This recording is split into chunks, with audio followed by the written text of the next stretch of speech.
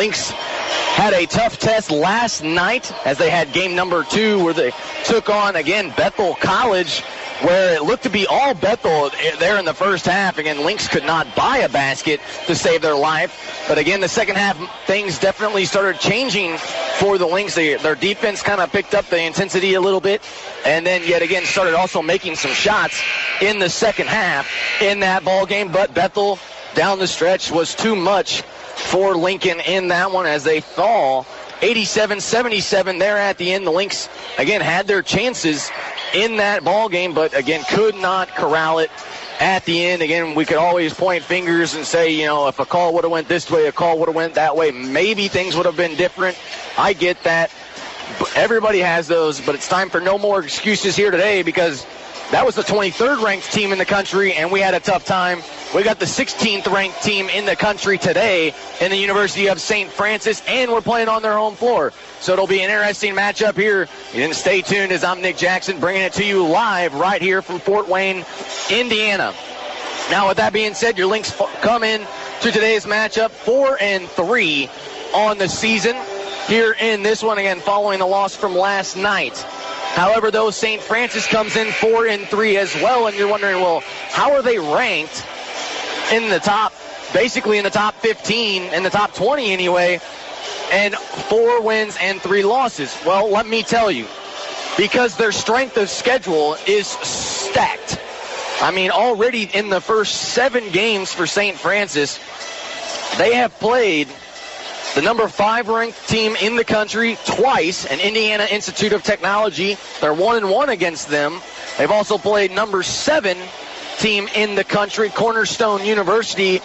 They handed them their first loss of the season and then went on the road to number 13 West Virginia University Institute of Technology as well and picked up a loss there. And then last night on the home floor here in the Northern Lakes Insurance Classic, had to take on Indiana University on the east. It was a East Campus or something like that is what they're saying. Anyway, they're in AIA, and they are the number 2 ranked team in the country. So Lincoln was the only team in this tournament that is not ranked, and very well could be if they could come away with a win here today. So with that being said, the Lynx here, they're going to get things rolling as they still have the same starting lineup there. But again, look for tonight's game to be a good one as, again, the University of St. Francis, they are 2-0 right here in their own gym. So they're going to come out aggressive, though. However, their last game, game number 1 in yesterday's contest, they had to play, again, Indiana University East, and they came away with the W, but it was a close one. Again, they pulled off the upset last night. However, though, we'll see if the Lynx can pull up the upset here today, as that game was a final score of 69-67, so it was awfully close and a nail-biter there. But this is a St. Francis team that gives up averaging about 75 to 80 points per contest, so the Lynx are going to have their fair share of opportunities here to score the basketball in tonight's game. Not like St. Francis is any bigger or taller than us. We just have to come out and play more physical and get after it on offense and on the defensive side of things. As we're getting ready to go here in this one, we'll say the starting lineups here. First for the visiting Lynx on the scoreboard. Your guys is Lincoln Lynx. Nothing has changed. Montez Crumble, the senior guard, he'll get things started for us, followed by the birthday boy. Yeah, his birthday was yesterday, turned 21.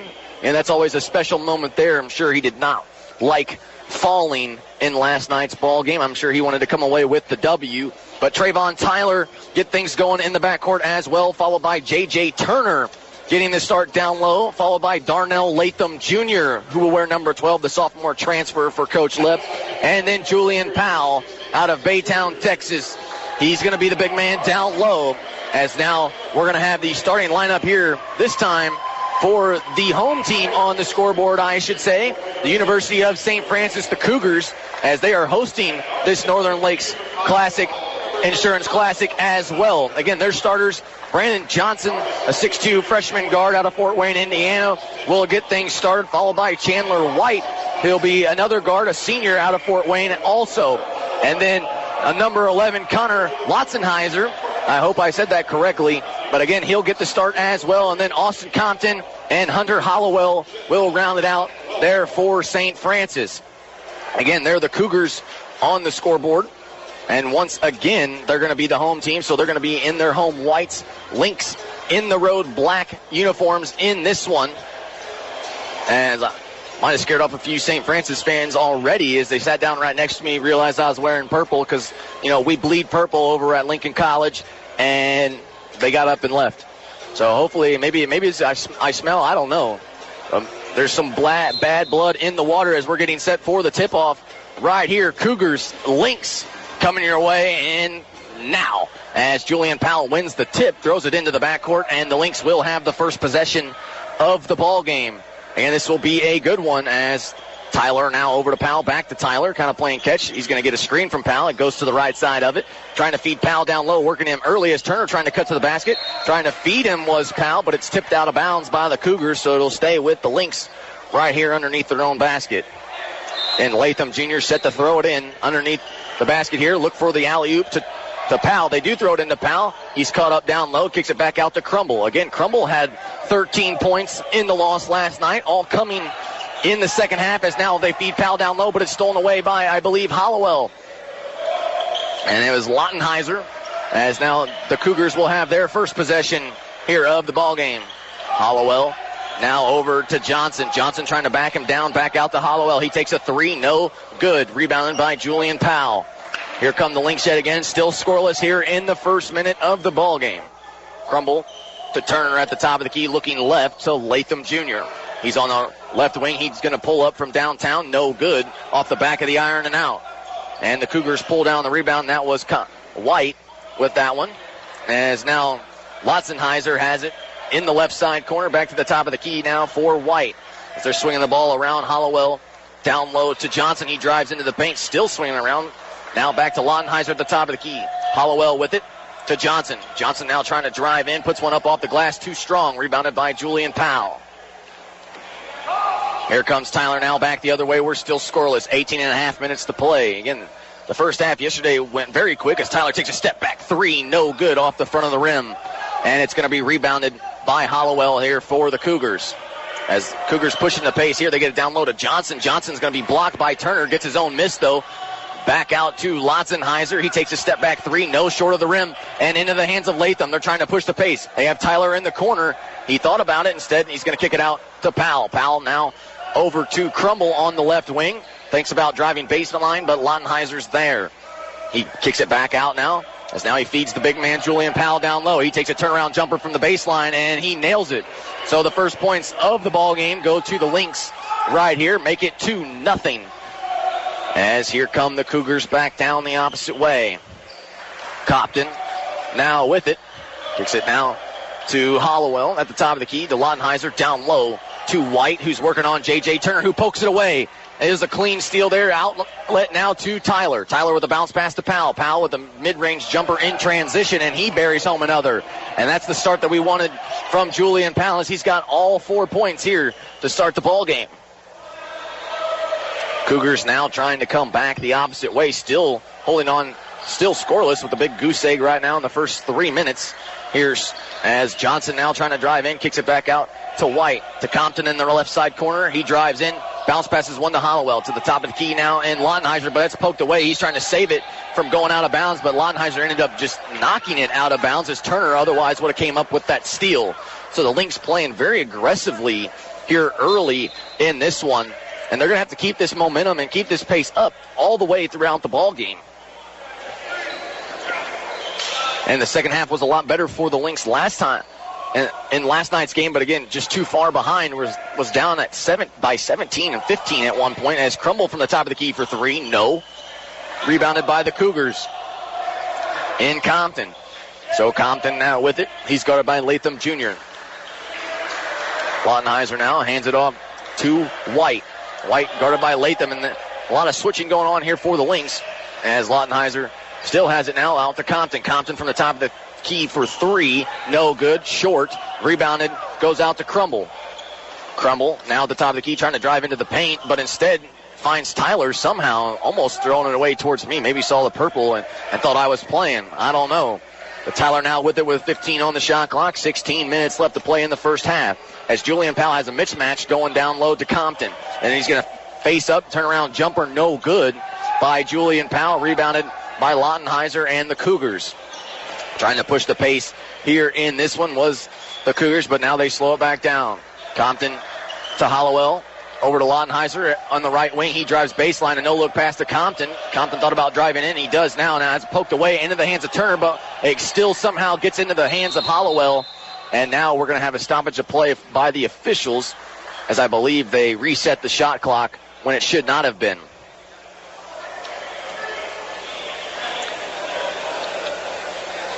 And now with that being said, since that stops the pace of play, we're at 16 minutes, so it is a media timeout. We'll take one as well. We'll be right back right after this. Your Lynx lead 4-0 here against the host team in St. Francis. So don't go anywhere as you guys are listening to Lincoln College basketball right here on 89X.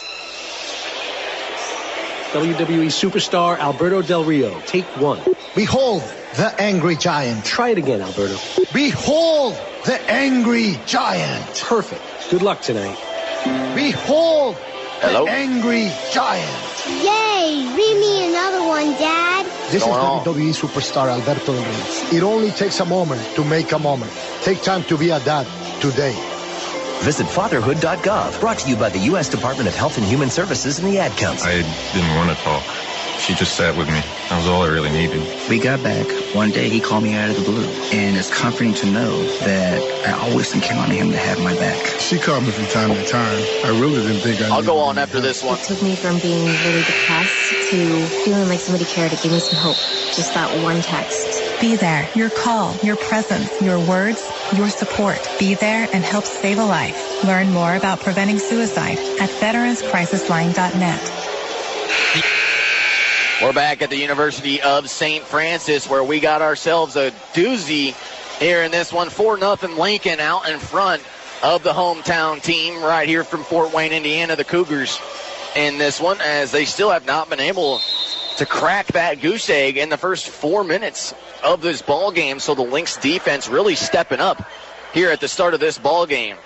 Compton now with it. He gets a screen from White, picks up his dribble at the top of the key out to Hollowell. Hollowell from downtown, and he'll bury one home. So right as I say that, they are on the board and trail by one. 4-3 now is the score with 15 and a half minutes left to play in this first half. As Latham Jr. now will have it, throws it over to the left wing in Tyler. Tyler trying to drive in, but Lottenheiser poked it away, but he'll regain it. Tyler now at the top of the key, kind of left open from downtown, and he's going to bury that one home every time as Chandler White gave him too much room, and you know what happens when Tyler gets just enough room as he buries home the three there. Now Brandon Johnson trying to drive baseline, but we're going to have a foul, I believe, going against Johnson as well, a charge driving baseline.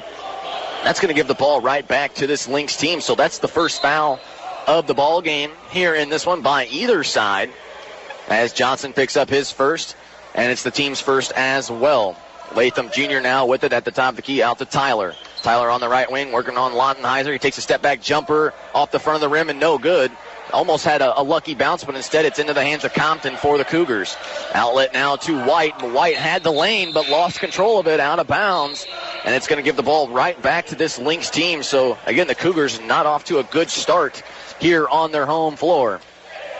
Also, they were in a test last night as well, where they were kind of leading the way for the majority of that ball game against IU East, the number 2 team in the country, but then battled all the way back and got the W right at the end. They won by 2, 69-67 in that one, as Tyler now feeds Latham Jr. Jr. with it on the right wing now. He's guarded by Hollowell as he looked to be hit in the face. No foul was called as he gives it up to Turner. Turner back to Crumble at the top of the key with 6 seconds. He drives in right side lane. Can't find anybody. Finds Tyler. Tyler's wide open in the right wing for 3. And in and out goes the 3 as the shot clock expired. That could have been a big hit there for Trayvon Tyler, as he's got 3 already in this ball game. Him and Julian Powell got the scoring going. As I look for them to feed Powell a little bit more, as Lottenheiser now with it across the court now to Compton. Compton on the left wing, gets a screen. He's guarded by Crumble. He picks up his dribble, has nowhere to go with it. Lottenheiser now on the right corner. Drives baseline, kicks it out to White.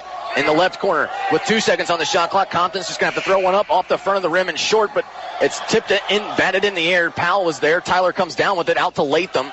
Latham had it tipped out of bounds, and they're going to say it was last touched by Latham Jr. as he tried to go get it, I should say. As we're going to have some substitutions now.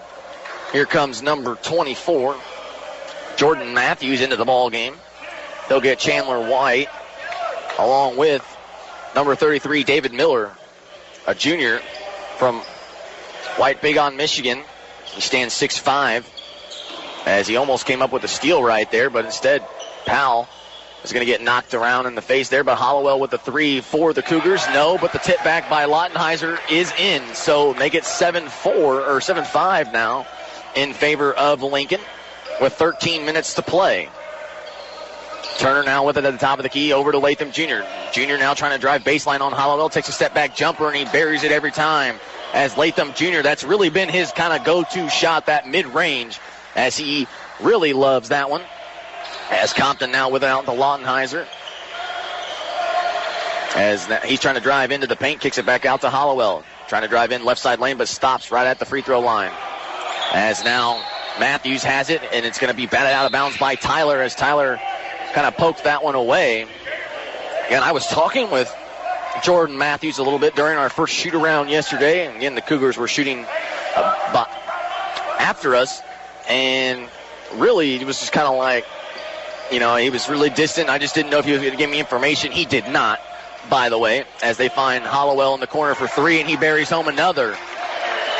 So he's got 6 of the 8 here for the Cougars in this one, as they trail just back by 1 now, 9-8 to your Lincoln Lynx. Tyler on the wing. He thought about a double screen instead, drives baseline, but it's going to be denied, though, by David Miller down low. Again, the angle was there, just could not get it to go, as Lottenheiser throws up a shot, can't get it to go, wanted a foul, didn't get one. As now the outlet now to Latham Jr., and he's going to be fouled hard on the play, as Hunter Hollowell thought it was a jump ball, but Latham powered through that one and manages to go to the line for 2.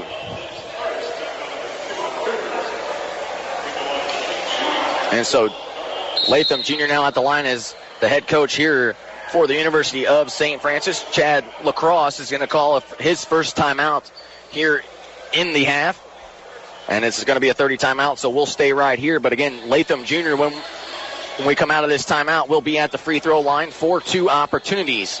However, though, in last night's ball game, from the free throw line, Latham did go 4 for 4 and is probably our best free throw shooter. Probably he's shooting somewhere around 85 to 87% on the season so far. Again, Latham did have 18 points in the loss last night, played 34 minutes, and was our leading scorer as well. Trayvon Tyler, though, he was right there as well. He had 14. But the interesting factor here in the game from last night, who we have not seen yet in this ball game in the first 8 minutes or so, is LaJavius Johnson. LJ Johnson, I should say. Again, only played 20 minutes and had 16 points in that base almost come from behind win against Bethel, as Latham Jr. does hit his first. Increases the lead now to 2. And the second one in as well, as he's kind of cash money from the free throw line. And it's now a 3-point lead. Now Jalen Mall checked in here for the University of St. Francis. He's going to run the point a few times, as Lottenheiser now trying to drive into the rack. Draws a foul as he throws up a shot. We'll see who that one goes on. So Nerk say it was on Montez Crumble, as Julian Powell was also in the mix there for the shot block attempt. So Lottenheiser now at the line for 2. First one is in for him. And this St. Francis team coming off a huge win. Hopefully they're mentally drained in that ball game, because in the second half, nobody led more than by 6, either squad, IU East or the University of St. Francis. Neither team led by as many as 6 in that second half. I mean, the game was close through about 30 minutes of that ball game, as now the Lynx coming back the other end as J.J. Turner buries a three as the foul was called. And you got to like it.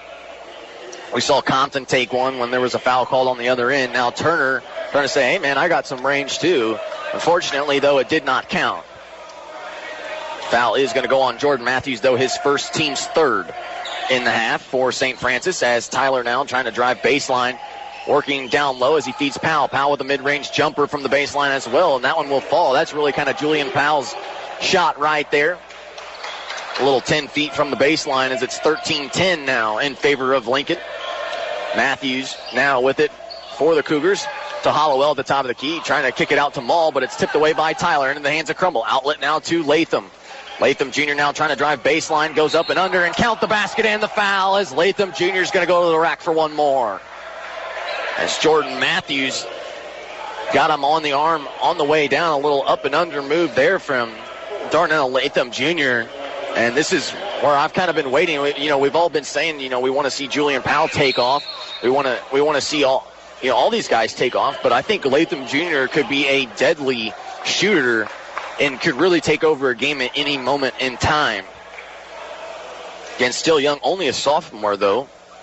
So he's going to have some years to mature as he sinks the free throw right there, and it's a 6-point lead now for Lincoln.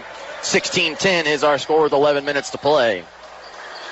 Brandon Johnson also checked back into the game here for the Cougars along with Compton. He throws it to Maul, though, at the top of the key. He's working on Crumble to Hollowell. Made one-man miss, back to Maul, and he'll take a long three, no good. Somehow saved by Brandon Johnson. You got to give him that off the air ball from the top of the key by Maul, but it's still into the hands of Crumble, and we're going the other way. Tyler now with it on the wing, goes to the top of the key. Now he's guarded by Hollowell. He's now trying to drive in left side lane, no look pass down low to Turner, and he'll lay it up and in for an easy two. So J.J. Turner now on the board with his first 2 points of the ball game. As here comes the Cougars now. They're on the ropes already, down by 8. The Lynx got to keep up the pace right here as the hometown team on the ropes early. As they find, looks like number 33, David Miller, as he'll bury home a three from the corner. And just like that, they say they're not going anywhere. 5-point lead now for Lincoln. As Turner with it at the top of the key, trying to drive in on Hollowell, kicks it over to the left wing in Latham Jr. Jr.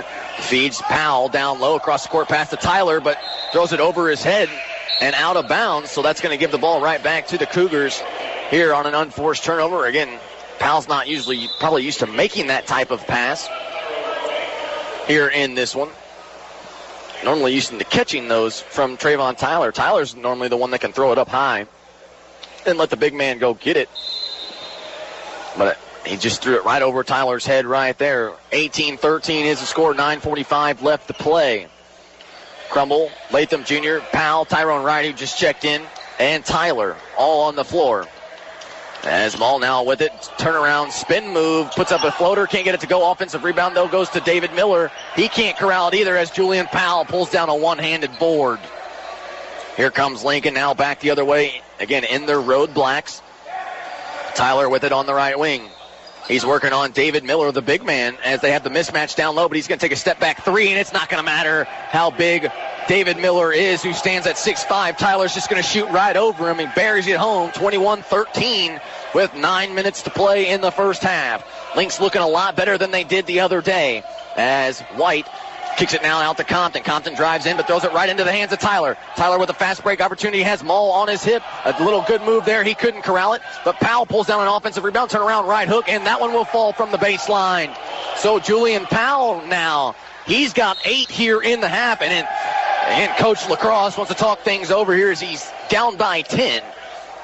And we'll see what they want to call right here out of the timeout. They're going to say it's a full timeout, so we're going to take a break as well as the Lynx cruising here in the first 10 minutes of the ball game. They lead by 10, 23-13. Don't go anywhere. More Lincoln College basketball coming your way next right here on 89X.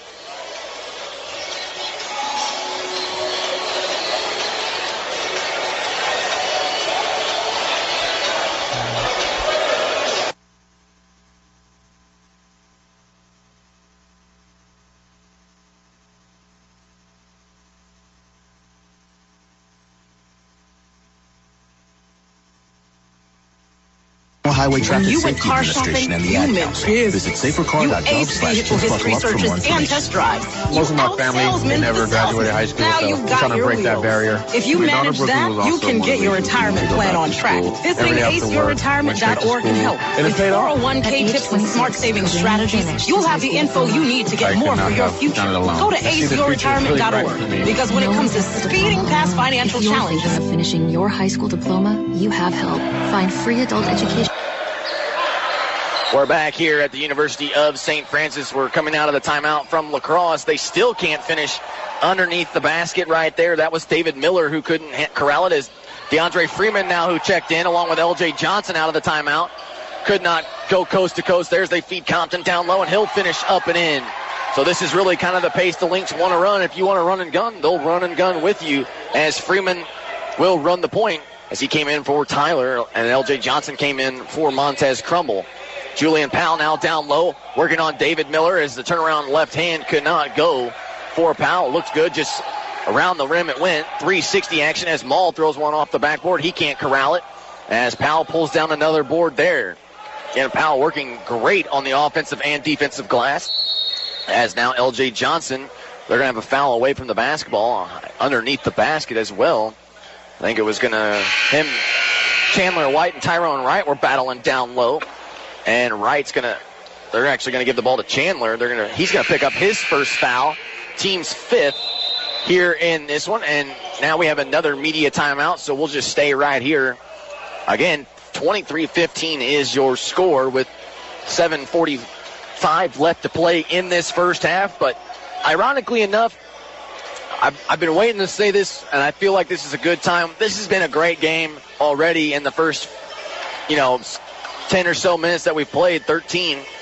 But again, I also want to reiterate, this is a great environment for the Lynx to play in. Again, every team here was nationally ranked except for us. And I also want to point out the fact that the two teams that are playing right now, you have your 2010 NJCAA National Championship for Lincoln versus the 2010 NAIA Division II National Champs in the University of St. Francis. So both teams won a national championship in both of their respective leagues in 2010. So we'll see who can kind of come away with the, better record, because we're both 4-3 sitting here right now.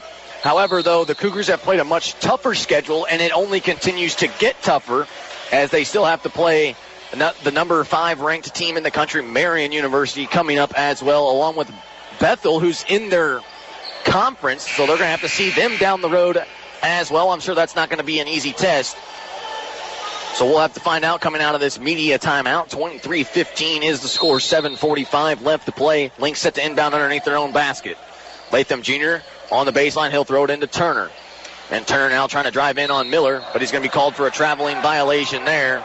And again, just kind of slipped his foot there a little bit. But that's okay. The Lynx are not going to worry about it as they lead 23-15. And Freeman, Latham Jr., Turner, Johnson, and Tyrone Wright out on the floor here for the Lynx, as they're kind of going a little bit smaller here. Chandler White now has it to the left wing for Lottenheiser, who just checked in, but he's going to have it stripped away into the hands of Latham Jr. as he almost couldn't corral it. But as Latham Jr. made a great crossover there on Lottenheiser, who was trying to dive for it, as now L.J. Johnson took a long three. It looked to be hit, but it was also maybe have been blocked, as Freeman saves it from going out of bounds, but throws it right into the hands of the Cougars. So here they come back the other direction. Compton now with it at the top of the key, looking left, still looking right now, has nowhere to go. Freeman on his hip, and he's going to have to burn a timeout right here in this one, as L.J. Johnson almost picked off the pass there in about an extra tenth of a second before that timeout was called. As you got to like the hustle there from L.J. Johnson.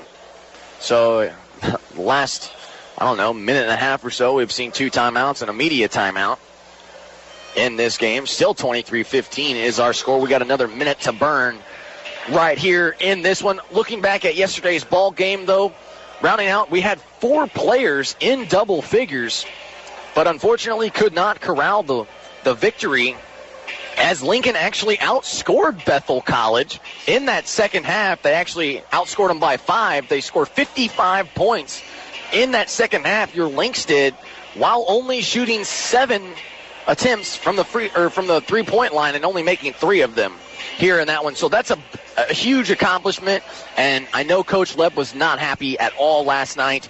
Again, didn't even look like he wanted to eat or anything. I don't even know if he did or not. But either way, you know that he was frustrated with the game last night. But looking at the numbers, I mean, we just did not shoot well in the first half. I mean, that's really it. We were probably, Bethel was a good team, but I'd have to say probably your Lynx were better. It's just down the stretch. Once again, we gave Bethel 50 points in that second half as well. So if we can hold them to around 40, 42 points and a half, you're looking at a very solid defensive team here for the Lynx. Also a very solid offensive team that knows how to score the basketball, but they got to get stops. Right now we're sitting at 23 with just under 7 minutes to play as the Compton, the number 16, as he has it at the top of the key, University of St. Francis only has 15. As Hollowell took a contested 3, it looked like Freeman might have fouled him right there. Still makes it anyway. No foul was called. As I can kind of hear some of the parents behind me, they definitely didn't like it. There was contact, though, however, as they feed Turner down low. Turner triple team, turn around right hook. Can't get that one to go either, as it goes into the hands of Brandon Johnson for the Cougars. Compton now with it. Outlet to Hollowell. Hollowell from downtown. Catch and shoot. No good. L.J. Johnson pulls down the board. Johnson with a 2-on-2 fast break. He's going to coast, and he'll lay it up and in, finishing with the left hand right there. And L.J. Johnson, really a spark for this Lynx team off the bench. Kind of wondering when he might see his minutes in the starting lineup. As now Johnson now with it. He drives in right side lane. Out to Lottenheiser in the corner for 3. He airballed it, but there's going to be a foul going against Freeman on a blocking foul. As it looked like Johnson, who drove in, just ran right over Freeman. But again, not a lot of people happy here with the officials, so they kind of overlooked that one probably. As Tyler checks back in here for Darnell Latham Jr. So the Cougars set to inbound underneath their own basket. They find Chandler White down low and count the basket and the foul underneath as they throw it right in, as Tyrone Wright, I believe, is going to pick up that foul. And he will.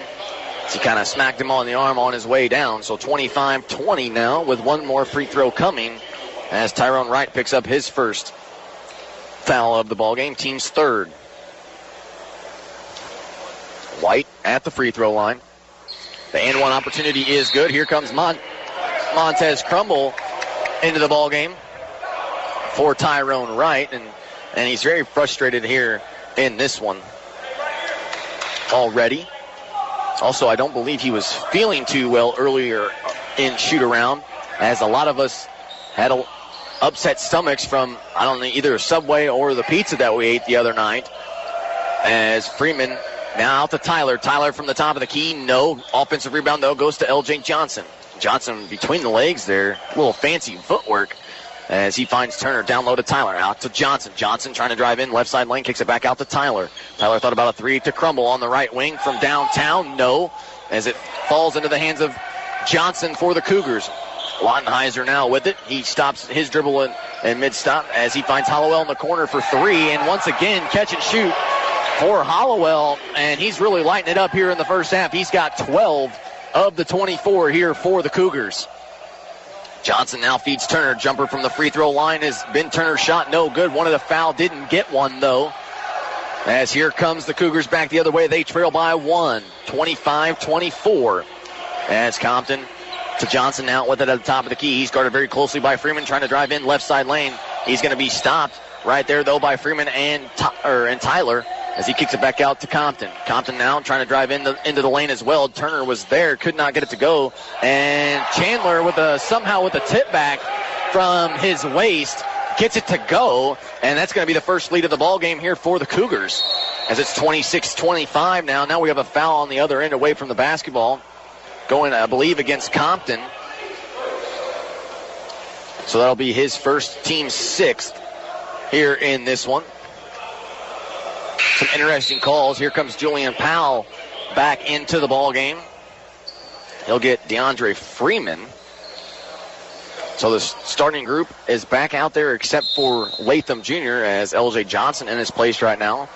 This could be a good lineup here for the Lynx. They have some size and they got some speed as well. Tyler with it now at the top of the key. Working on Hollowell, kicks it over to L.J. Johnson. Catch and shoot from the right wing. No, too strong. Offensive rebound, though, by Montez Crumble. And now Compton, he's going to pick up his second foul in as many trips on the other side.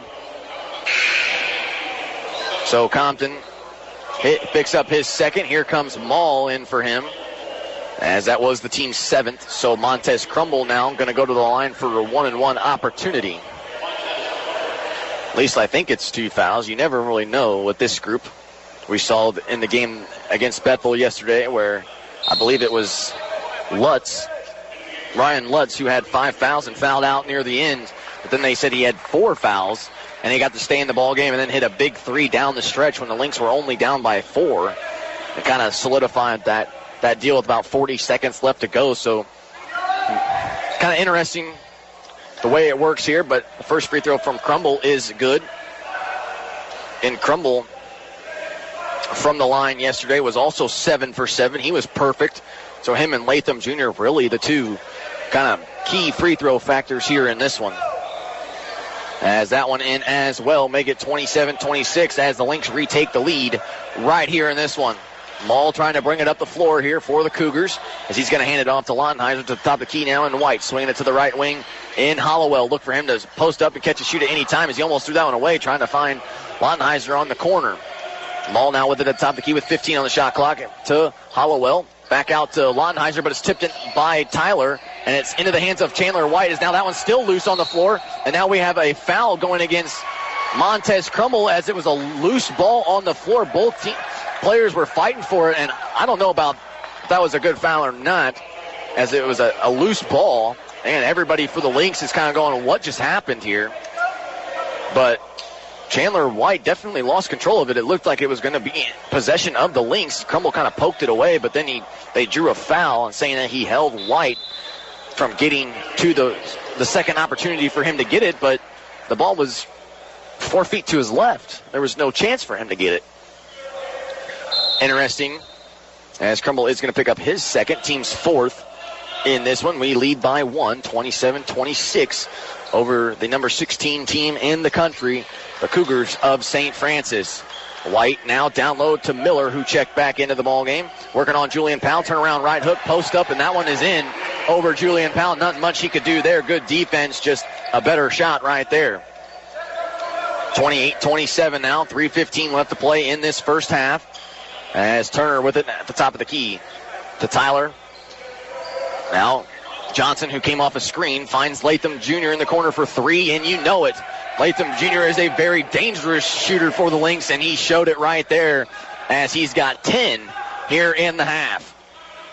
White over to Hollowell now on the left wing. He picks up his dribble back out to White. White's guarded by Tyler. He's trying to drive in. He's met by Powell, though, as he kicks it back out to Maul. Maul over to Londenheiser in the corner for 3, and he'll answer right back. So, and these teams trading leads back and forth, 31-30. Johnson now trying to drive into the lane, and he draws a foul hard in the act of shooting, I should say, as they're going to say that one was on Chandler White. So that's his second, as L.J. Johnson will go to the line for 2 opportunities. And remember, Johnson, he's had some moments at the free throw line, 3 for 4 in last night's ball game.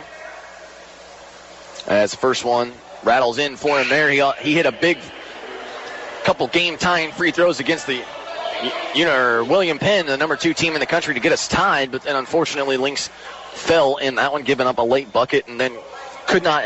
The couple games later against Olivet had the same opportunity to tie it and missed a pair. So he's had his moments at the free throw line as he knocks a pair down right here, and that gives the lead right back to this Lynx team, 32-31. However, though, I will have to give Johnson some credit, though, coming off the bench in that Olivet game, as that's a travel right there. No foul was called. And now we have a timeout taken by the Cougars here in this one. So they're going to take a full timeout. We're going to stay right here. But back to L.J. Johnson for a second. Those couple free throws in that Olivet game Yes. Do I think he should have made a pair? Yes. At least one. I completely agree with you there. But, however, he was sitting the bench for 9 minutes, and then in overtime didn't play to the last couple minutes, and then was asked to come off the bench and then shoot a couple key free throws.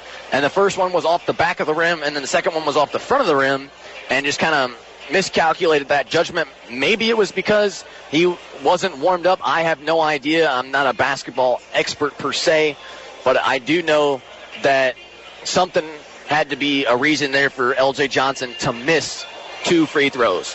However, though, going back into last night's ball game, J.J. Turner, he had 9 in the ball game last night. He was close to a double-double. He had also 8 rebounds in that one, and he was the leading rebounder. But the one thing I want to mention, though, about the game last night, the Lynx had 21 turnovers in the ball game. You're not going to be expected to win anything with 21 turnovers in a ball game. Now, credit Bethel, they had 17, but that's, either way, you do not want 21 turnovers at all. Again, now credit, though, the Lynx did have 9 steals in the ball game. That definitely helped them in that one, as neither team really had fast break points, but both teams coming off of turnovers in that game last night. 18 for Bethel and 16 points off turnovers for Lincoln College, as now the Cougars set to inbound. And I believe we're going to have a foul going against L.J. Johnson here in this one. Or we're going to say he kind of crossed the line here, so no foul was called. Johnson wasn't happy, though. He was jumping up and down. I didn't know whether there was a foul called. All I heard was the whistle. As they throw it into Lautenheiser, he kind of beats his man, tried to draw a foul. Instead, he could not, and he probably should have just been worried about going up and making the easy 2. Instead, he tried to throw his body into Johnson. No foul was called, as Trayvon Tyler just going to back down his man right here. David Miller now is going to poke away, and they're going to have an offensive foul going against Trayvon Tyler, as Antoine Cushingberry, who just checked in, he was backing them down. Tyler was definitely the bigger man, as Cushingberry only stands 5'8", 160 pounds, a freshman from Indianapolis, going against Trayvon Tyler here for the Lynx, who's a junior who stands at 6'1", and I would probably say he's around 175, 180 of pure muscle. So Tyler just kind of backed him down and eventually kind of pushed him to the floor, and they're going to call an offensive foul every time. Here comes the Cougars now, back the other way, though. Johnson with it, trying to drive in, left side lane, kicks out to Hollowell in the corner. Instead, thought about a 3, kicks it out to Lautenheiser. He's going to take a 3 as he hesitated just a bit, and he buries one home in front of L.J. Johnson's face. And now those two are kind of chirping a little bit. Johnson is not somebody you want to chirp with, and we're going to have a backcourt violation between Turner and Tyler in this one, as now Coach Lepp kind of having the word. And again, the officials have really kind of been on this Lynx, on the case for the Lynx all day long. As now they're gonna talk about it here just a little bit.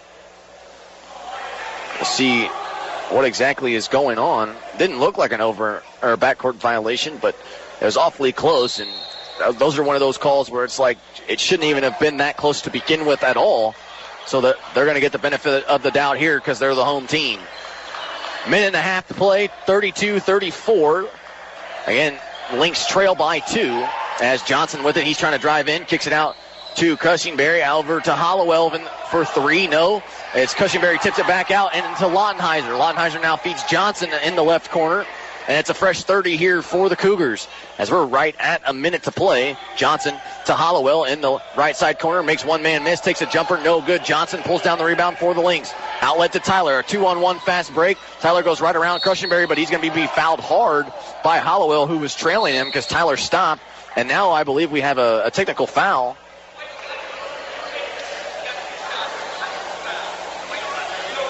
So now number 11, Connor Lautenheiser, he got a technical foul. I did just say moments ago, him and L.J. Johnson were kind of chirping at each other, and that's not something you want to start here, but then the official teed him up back on the other end of the floor. So we have a foul, and then the technical free throws. So Latham Jr. is going to take the free throws for the technical foul. And then Trayvon Tyler should be going to the line for 2 shots as he got fouled in the act of shooting.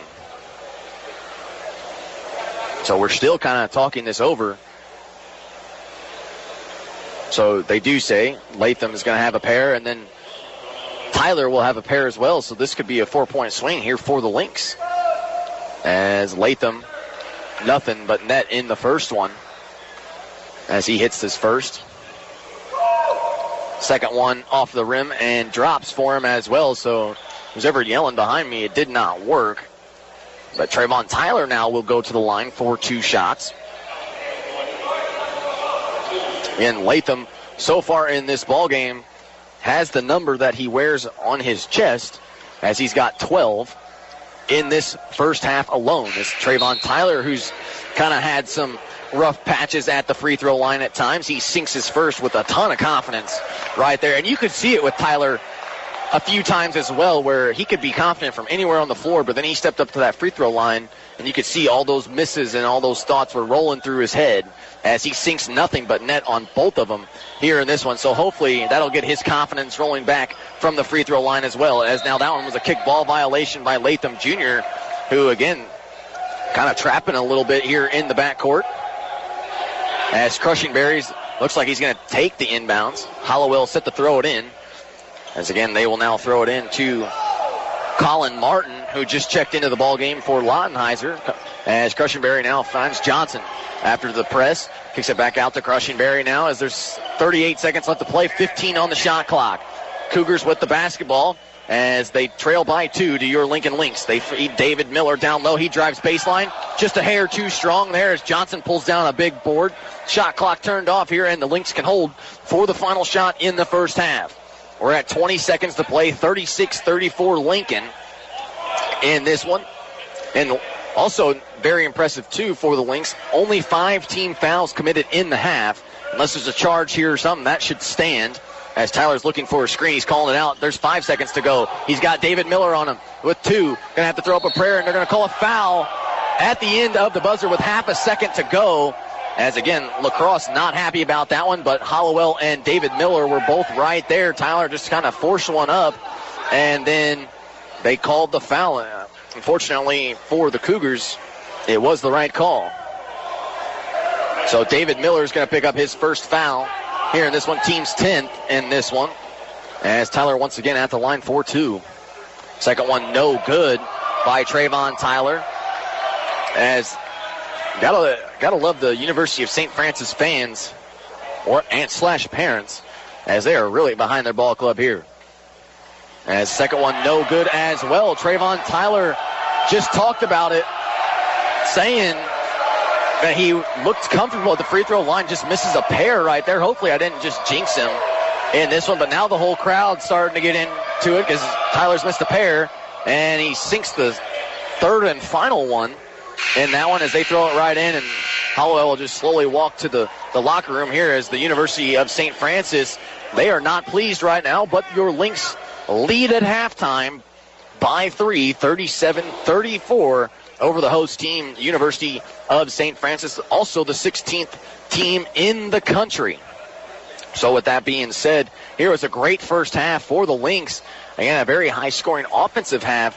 Love to see him kind of put 50 together in one half, but in the first half and not in the second half or so.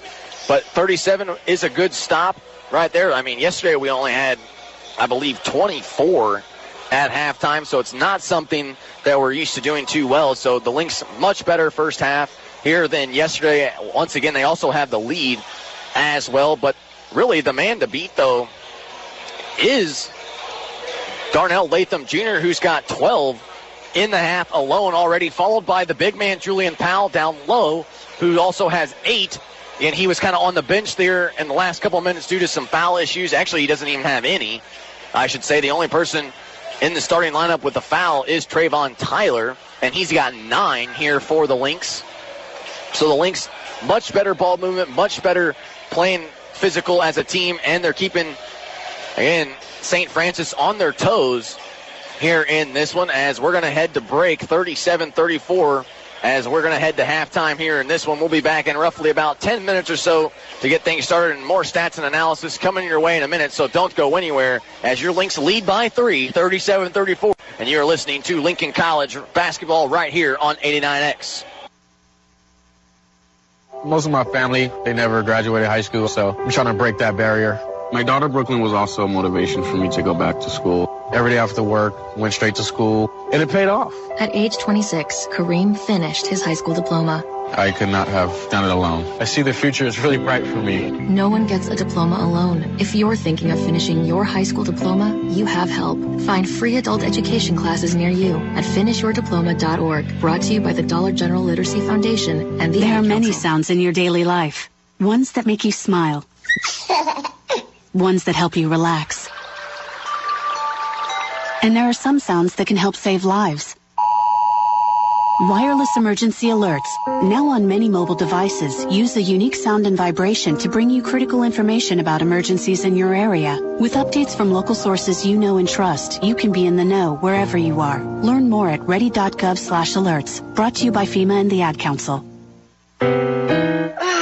Steven. Who said that? Me, down here. Oh, what are you, a yellow booger? I'm a banana slug, Steven. What are you doing in my room? I'm your sense of adventure. It's been a long time since we've had an adventure in the forest. Mom took me to the forest last year. I'm a slug, Steven. It took me a long time to get here. You're right. I should get out. Yeah, the forest is not that far away. Hey, Mom! Come to the forest where the more adventurous you lives. Check out discovertheforest.org for cool places nearby. Brought to you by the U.S. Forest Service and the Ad Council. Adopting a new pet is a rewarding experience. And Shelter Pets makes super pets. Your new best friend will steal your heart, bring you happiness, and enrich your life for years to come. You can make a difference in the life of an animal. Adopt and bring home a shelter pet today. To find out more, visit theshelterpetproject.org. This message has been brought to you by the Humane Society of the United States, Maddie's Fund, and the Ad Council. Hi, my name is Vera Roth, and I'm here with Alyssa Swestall, and she is a Disability Service Coordinator here on campus. And Alyssa, thank you for joining us. So what is it that you do here on campus? So I am the Disability Services Coordinator on campus, which means that I take a look at documentation presented to me from students that are hoping to have accommodations in their classes and on their exams.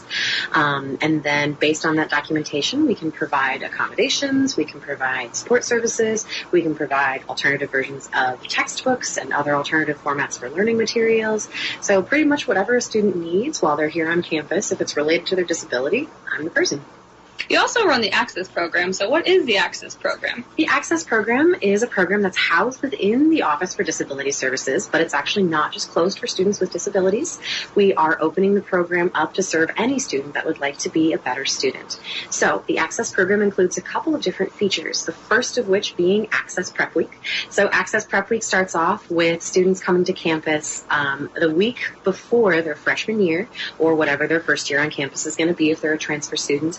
And they get to spend that week sort of doing College Prep 101. So they get to meet me, they get to work with other students in the program, they get to meet our student leaders, and we get to do all kinds of fun stuff on campus. So we'll go on campus tours, we'll talk a little bit about some basic skills that students are going to need while they're here. We'll talk about the tutoring center and take a tour, have students meet a couple of our teachers and a couple of our faculty members, so that way when classes get rolling, they feel prepared. Additionally, during Access Prep Week, we do some discussions about the ways to be a successful student. We talk about time management, we talk about study skills and note-taking habits. So pretty much whatever students are going to need to get ready to roll, we try to cover during that week. The next feature of the Access Program starts that first week when it becomes time to start classes where students come and meet with me 2 to 3 times a week, depending on the student and what they want to talk about. But during those meetings, we'll sit down for about a half an hour and we'll talk about class. We'll talk about life. We'll talk about grades and assignments and things that students are experiencing on campus that they are trying to work through. We talk about the homework assignments that are giving them stress and the ways that they can best prepare for their exams. We sometimes will encounter some situations with instructors that we need to work through, so I help them sort of problem solve their way to being great students. Another feature of the Access program, which is usually the parents' favorite feature of the Access program, is that students who are enrolled in the program get the benefit of having an extended outreach to their families. So we sort of keep that accountability going both in campus and off campus. That way students can have that sense of camaraderie and community and connectedness, both on campus and off. So parents will get updates regarding grades, regarding some goals that we're setting within our meetings, regarding the progress that we're making, and sometimes the struggles that we're having. So that way, if somebody at home has a creative solution, we can go ahead and use that too. I'm Vera, and I'm here with Alyssa Sweisdahl, and she is a Disability Service Coordinator here on campus. So what kind of activities do you do with the Access students? I've really wanted to have an opportunity for students to work together a little bit more often, to socialize a little bit more often. So Access study tables are a great way that we're accomplishing that this year, where students are able to sort of hang out and talk and work together on different assignments and projects. And it's been, I think, a pretty successful opportunity. Occasionally, we'll still have group meetings where we'll talk about specific sort of lessons. So we'll talk about preparing for job interviews. We'll sometimes cover stuff with resumes. Now, you mentioned Access student leaders. So what are the Access student leaders? Yeah, Access student leaders are students that have been in the program, who've kind of gotten their feet wet and know what it's about, and who are interested in leadership opportunities, interested in sharing the benefits that they've had in the Access program with other incoming students. So the Access student leaders are going to be there at those study tables. They're going to be around to help support the program. They're going to be faces on campus that a student can go talk to if they're having a problem that they may not want to come to me about. So what is your favorite part of your job? Oh my gosh, my favorite part of my job is the students. Absolutely the students. Every day I get to look at my schedule and see which person I get to hang out with that day and who's going to be coming in and what we might get to do. I've always been a huge fan of learning. I'm a lifelong learner. I love learning new things. And so if I can share some of that excitement with a student, if I can motivate a student to feel like they are participating in their education instead of just sort of going through it, that's a good feeling. Well, thanks for your time, Melissa. Absolutely. I have been Vera Roth. Thanks for joining us, and stay tuned for the second half of today's game. Coming up next, you're listening to Lincoln College Basketball on 89X. WWE superstar Alberto Del Rio. Take one. Behold the angry giant. Try it again, Alberto. Behold the angry giant. Perfect. Good luck tonight. Behold the angry giant. Yay! Read me another one, Dad. This is WWE superstar Alberto Del Rio. It only takes a moment to make a moment. Take time to be a dad today. Visit fatherhood.gov. Brought to you by the U.S. Department of Health and Human Services and the Ad Council. I didn't want to talk. She just sat with me. That was all I really needed. We got back. One day he called me out of the blue, and it's comforting to know that I always can count on him to have my back. She called me from time to time. I really didn't think I needed any help. It took me from being really depressed to feeling like somebody cared. It gave me some hope. Just that one text. Be there. Your call, your presence, your words, your support. Be there and help save a life. Learn more about preventing suicide at veteranscrisisline.net. Okay, Sarah, I'm dropping you at Emily's, and Josh, you're going to soccer, right? Yeah. Yep. Oh, and by the way, when I pick you up, I'll be wearing my short shorts. What? No! Yep, me and my short shorts doing my daddy dance. Your friends will love it. No! Well, I might change my mind if you buckle your seatbelts. Okay, we're buckling up. See, all buckled. Whatever it takes, keep them safe. Never give up until they buckle up. A message from the National Highway Traffic Safety Administration and the Ad Council. Visit safercar.gov/kidsbuckleup for more information. When you went car shopping, you meant business. You aced vehicle history searches and test drives. You out-salesmaned the salesman. Now you've got your wheels. If you manage that, you can get your retirement plan on track. Visiting aceyourretirement.org can help. With 401k tips and smart saving strategies, you'll have the info you need to get more for your future. Go to aceyourretirement.org, because when it comes to speeding past financial challenges, you're an ace. Brought to you by AARP and the Ad Council. Most of my family, they never graduated high school, so I'm trying to break that barrier. My daughter Brooklyn was also a motivation for me to go back to school. Every day after work, went straight to school, and it paid off. At age 26, Kareem finished his high school diploma. I could not have done it alone. I see the future is really bright for me. No one gets a diploma alone. If you're thinking of finishing your high school diploma, you have help. Find free adult education classes near you at finishyourdiploma.org. Brought to you by the Dollar General Literacy Foundation and the Ad Council. There are many sounds in your daily life. Ones that make you smile. Ones that help you relax. And there are some sounds that can help save lives. Wireless emergency alerts, now on many mobile devices, use a unique sound and vibration to bring you critical information about emergencies in your area. With updates from local sources you know and trust, you can be in the know wherever you are. Learn more at ready.gov/alerts. Brought to you by FEMA and the Ad Council. Steven. Who said that? Me, down here. Ugh, what are you, a yellow booger? I'm a banana slug, Steven. What are you doing in my room? I'm your sense of adventure. It's been a long time since we've had an adventure in the forest. Mom took me to the forest last year. I'm a slug, Steven. It took me a long time to get here. You're right. I should get out. Yeah, the forest is not that far away. Hey, Mom! Come to the forest where the more adventurous you lives. Check out discovertheforest.org for cool places nearby. Brought to you by the U.S. Forest Service and the Ad Council. Welcome back here to the University of St. Francis, where we have a ball game, ladies and gentlemen, 37-34 at halftime, getting ready to start the second half. Both teams out on the floor here.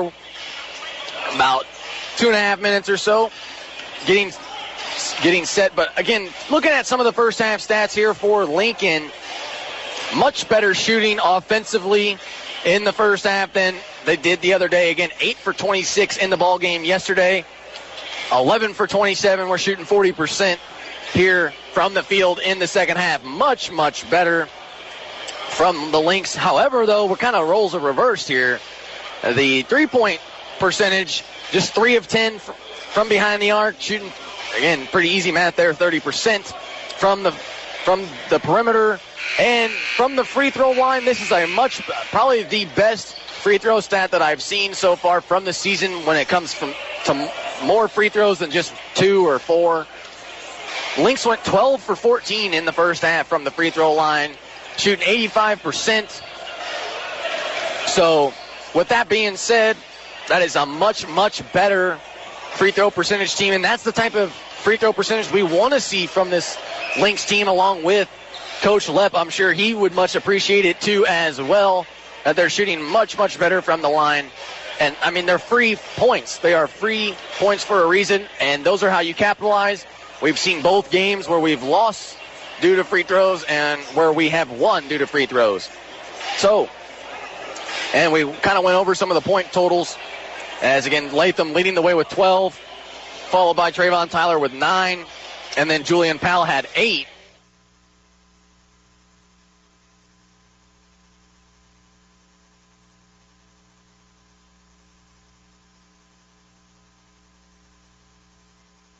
Nick?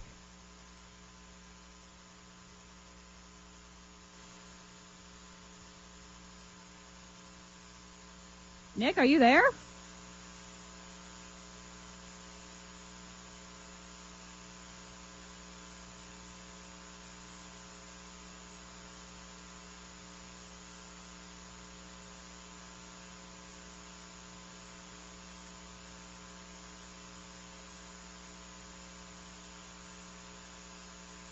You're shooting pretty well, though. 3 of 5 from the floor in the first half. Julian Powell, 4 for 6 in the first half. Trayvon Tyler, 2 for 7 in that first half. J.J. Turner, 1 for 3.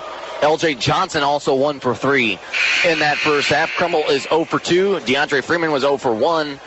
And Tyrone Wright did not attempt a shot in that first half. So it looks like we are ready to go here to start the second half. 37-34, Cougars with the basketball on the opening possession. We are at the University of St. Francis, so we'll see if their crowd can get behind them. As, again, same starting fives. They feed it down low to White. White to Johnson. Johnson turn around right hook, no good, but they're going to have a late whistle underneath the basket, as the foul's going to go on Julian Powell, as Johnson made the move to get around him, and then Powell tried to block him from behind and ended up not coming away with the block, so therefore put it a foul, as Johnson's going to go to the line for 2. Again, only Powell's first foul here in the ball game. And only him and Tyler are the only two with a foul on the floor. So the Lynx staying out of foul trouble here as the second one no good. So 1 of 2 from the line goes Johnson, as it's a 2-point lead now for the Lynx as they're going to come down for their first possession. And same starting group, Tyler, Turner, Crumble, Powell, and Latham Jr. on the floor as Turner now hands it to Latham on the left wing. Bounce passes one down low to Powell. Powell working on White. Kicks it back out to Latham. Latham thought about a 3 instead. Now drives in, dishes it off to Powell. And Powell will lay it up and in, but they're going to call an offensive foul going against Darnell Latham, as I believe that's Chandler who took the charge, and he is down on the ground right now. Looks like not getting up at the moment. Hopefully he may have hit his head, but I could not see exactly what happened. And he looks to be shaking it off here in this one. He's running back down the floor. So good to see Chandler White get back up off of that, as, again, Chandler much bigger than Darnell Latham Jr., but Latham must have some more power underneath that black shooting shirt that he wears all the time. And Compton now with it from Hollowell. Hollowell has faked 2 attempts from the right wing and now gives it back to Compton. Over to Lautenheiser now in the right corner to the top of the key, and Hollowell. He's guarded by Powell. To Compton on the left wing. He's at the top of the key. Back to Hollowell. He's going to try to take a long 3 from downtown. No, long rebound into the hands of Compton. To Johnson now. Back to Hollowell for one more try, and this time he buries it home. So Hollowell, I should say, he's got 15. 12 of them came in the first half, as now that one's stolen away as Latham Jr. tried to feed the big man down low. White pulls it down. Lautenheiser now to Hollowell. Hollowell thought about driving baseline and trying to find somebody. Lautenheiser was there. He can't corral it as he misses, and I believe Tyler pulls down the rebound here for the Lynx. He's got Latham in transition as he's on the right wing, feeds Turner down low. Turner working on Hollowell, trying to back him in, as now that one's poked away by White. He kicks it out somehow to Crumble. Crumble trying to no-look pass to Powell, but this time it ends up in the hands of Hollowell, and here come the Cougars back the other way. Compton now with it, 38-37 lead for the Cougars, as Hollowell one more try from downtown. No. Crumble thought about pulling down that rebound. Instead it goes into the hands of Turner. Coming back the other way now are the Lynx. They trail by 1 here in the second half, as Latham Jr. now drives baseline, and they're going to have a blocking foul going against Hollowell. So that'll be his team's first here in the half.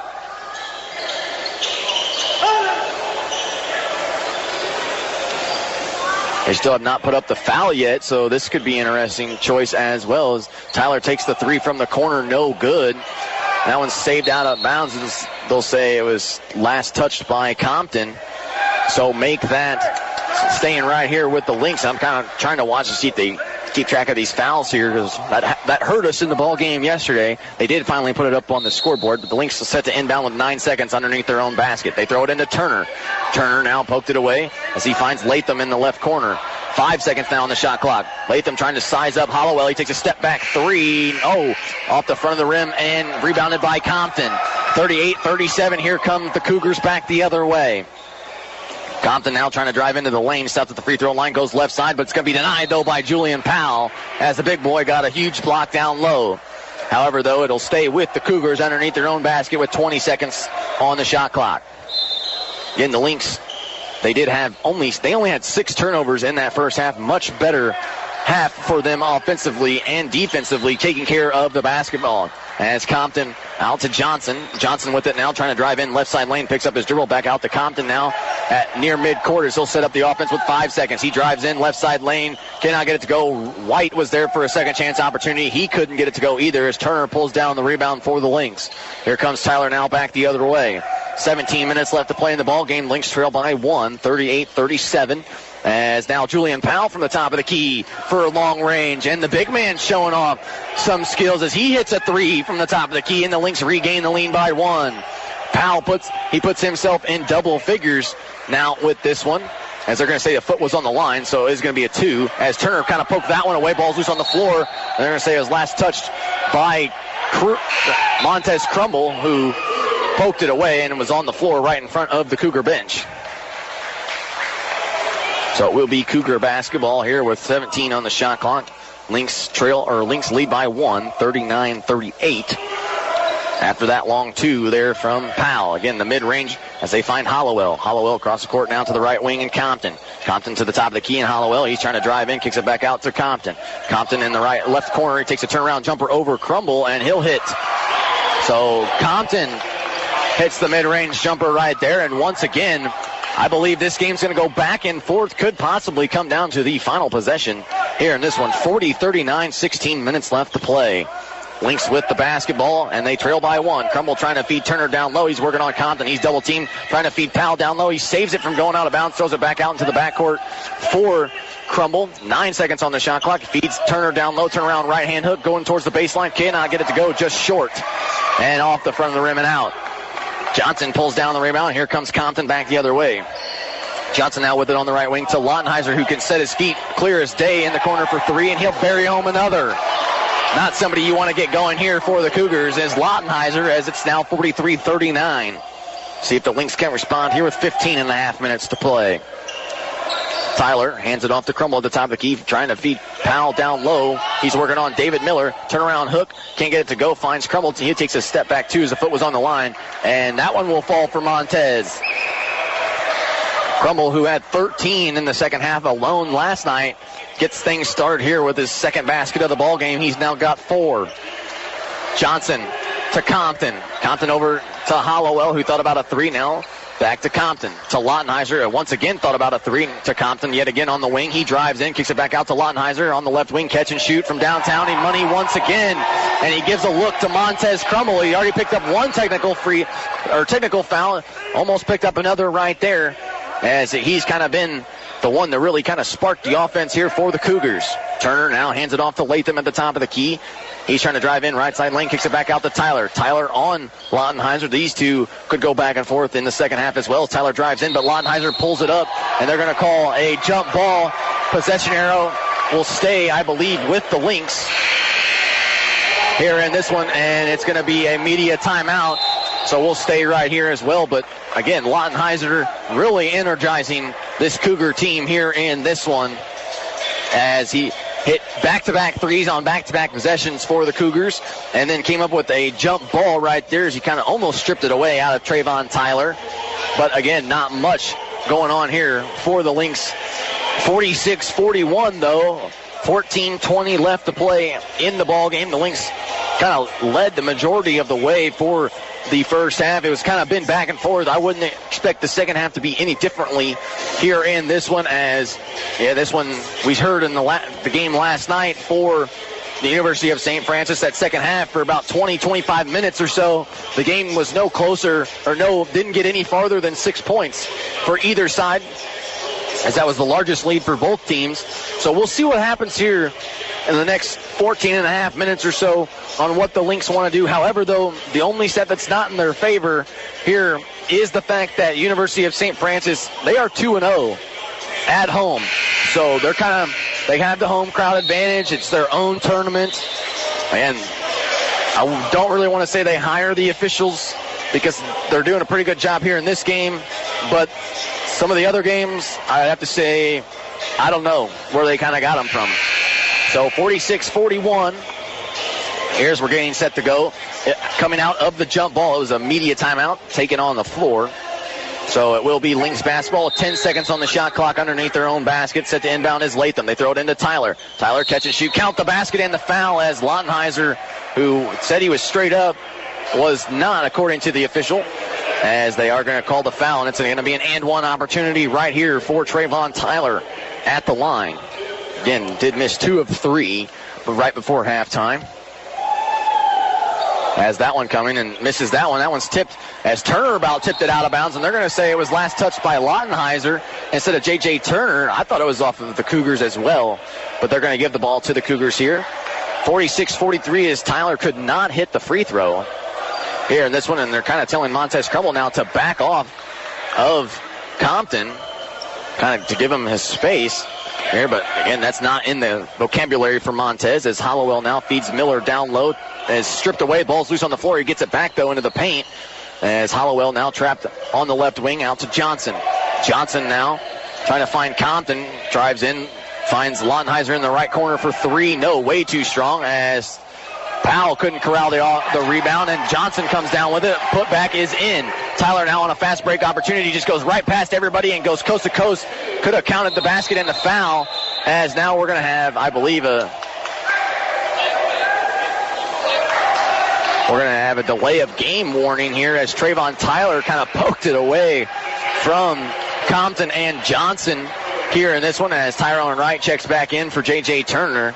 And that's kind of what we've been waiting on here. Tyler's now on Londenheiser. Again, the two that have been chirping the most in this ball game has really been Londenheiser, but we know the man that chirps the most for us is Trayvon Tyler, and he can get in the head of anybody in the country. So it was a delay of game warning. Nothing happened, as it will be Cougars basketball, 48-45. They lead by 3 over your Lynx with 13 to play. As Hollowell back out to Londenheiser. He's guarded by Latham this time. Back to Hollowell, who's guarded by Tyrone Wright. And he's going to get burned trying to go right around them, but Tyrone Wright trying to poke him away. That's going to be his second, I believe. It will be team's third here in the half, as it's 48-45 with 13-12 left to play in this ball game. They throw it into Compton. Compton working on Crumble. Again, Crumble did not have the headband in shoot-around, but wearing the headband now, and that's really kind of been his go-to thing, is Compton trying to go coast to coast, and he somehow gets the friendly roll. As Compton kind of gave Crumble a look right there. See if the Lynx can respond here in this one. Tyler on the left wing. Set up a double screen by Powell and Wright, as Tyler now finds right at the top of the key, trying to feed Powell down low. And we have a foul going against David Miller, as he's trying to do all he can to fight with Julian Powell down low. And Powell's a big boy, so is David Miller. But again, trying to kind of kick him around down there, and Powell saying no. I'm going to have my way in the paint, as they're going to inbound underneath their own basket here. As Latham's trying to throw it in, he'll find Tyler. Tyler catch and shoot from the corner. No, too strong. Powell pulls down an offensive rebound. Out to Crumble. Crumble thought about a three. Now they're going to set up the offense with a fresh 30. Tyler trying to back down. Londenheiser feeds Powell, who's driving into the lane, and he's going to draw a foul. As Powell, his head was almost near the rim and missed. So I don't understand how that wasn't a foul. And finally, it was a late whistle, and they do call it. And they are going to say the foul was on Johnson, so his second, team's fourth here in the half. It's Powell's first free throw. That one drops for him. Here comes Mall. Jalen Mall back into the ball game for the Cougars, along with Chandler White as well. He'll come and get Londenheiser, as Mall checked in for, I believe, Compton. He did. Powell has one more free throw coming. He made his first. Second one in as well. So Julian Powell, 2 of 2 from the line. 50-47 lead now for the Cougars, with 12 and a half minutes to play over your Lynx, but only by 3, as they're kind of playing a little give and go action here over the head of Montez Crumble as they feed Chandler down low. Reverse layup, and that one's in. So the press not working to the advantage of the Lynx as it did in the first half. Chandler with that bucket, 52-47 now, as Tyrone Wright hands it off to Tyler. Tyler working on Johnson, kicks it over to Latham. Latham catch and shoot from the right wing. No. Powell with an offensive rebound yet again, but loses it. No, he saves it from going out of bounds. It almost looked like it was going to roll out of bounds, but instead he throws it back out to Tyler for the fresh 30. Tyler looking for a screen by Crumble, as Latham running the baseline, trying to get open there, as Hollowell had his hands all over Tyler, and Tyler still managing to do a little shake and bake action there, as Hollowell will pick up his third in this one. Team's fifth, as here comes Matthews back into the ball game. So he'll get Hollowell again. That's kind of a big swing there, as Hollowell had 15 points in this ball game, as Latham Jr. set to throw it in underneath their own basket. Trying to throw it into Powell. Instead, they find Tyler on the right corner. Down low to Powell. Powell double teamed. It poked away. He's going to pick up his... Get it right back, though. Back out to Tyler. 12 seconds on the shot clock, as Tyler standing at the top of the key. Drives into the lane. Puts up a one off the glass. Count the basket and the foul. Trayvon Tyler doing his best to make this a game, as it's 52-49 with Tyler going to the free throw line for one more opportunity. And Tyler's missed a few here today, but needs this one right here. And that one drops for him as well. Gives a look to the crowd. And we have a 2-point ball game, ladies and gentlemen. 11.5 to play. 52-50. Lynx trail by 2. Johnson now with it on the right wing. Guarded very closely by Tyler. He's clapping in his face to Matthews. Over to White now in the left corner. He's trying to drive baseline, but they're going to have a push by Tyrone Wright. Tyrone does not agree, and yet again, very frustrated with the way he's playing here today. Here comes L.J. Johnson back into the ball game. As now Johnson, Powell, Tyler, Latham Jr., and Montez Crummel on the floor here for the Lynx, as Wright just not having a very good day here today. That was his third, team's fourth, as the Cougars inbound underneath their own basket. And now we have a stoppage of play. And they said they wanted 15.